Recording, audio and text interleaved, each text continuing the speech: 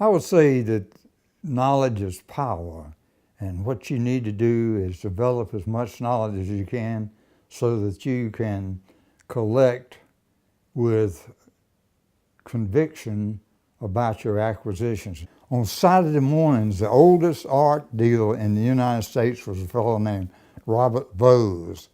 And Saturday morning, people would bring paintings in, and he would either reject them or acquire them.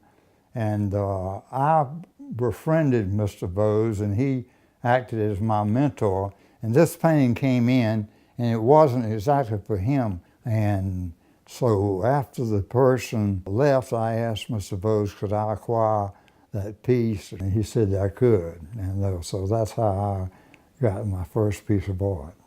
One of the things is if you was to find a true collector, there'll be one that has kept irrespective of its real artistic importance, the first painting they ever acquired.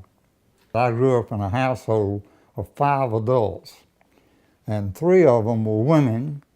They each had an agenda, and they were interested in the arts, and even though this was a rural community, they taught me at least an appreciation of the arts, and that really actually influenced my appreciation of the arts for the rest of my life.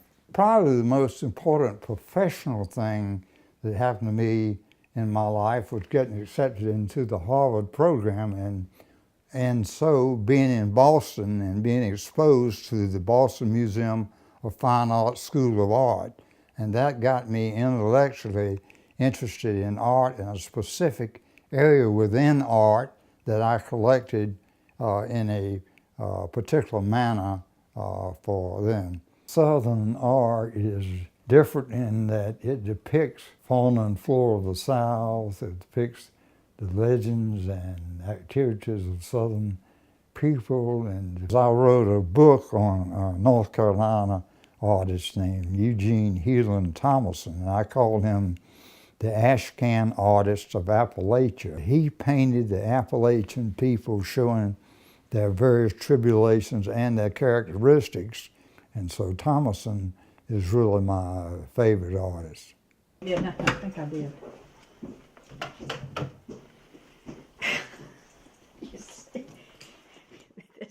Nancy, she keeps the records. She keeps the various paperwork that goes with the acquisition of painting, the exhibition of painting, insurance on paintings is a Herculean undertaking, and Nancy is responsible for that. And I mainly do the legwork on acquiring the object. So I decided I would collect 100 quilts from 100 counties in North Carolina. So I rode around to the various counties and collected quilts, and I ended up giving 102 quilts to North Carolina State University, and 60 African American quilts, or quilts done by African Americans, to the North Carolina Museum of History. I've always been really curious about things, wanting to know the facts, wanting to know how things were pieced together and how they worked. I think that's the reason I came back to North Carolina after being gone for 30 years, was that I remembered fondly this tradition of intellect that abound here in the state of North Carolina, and more especially in the Research Triangle.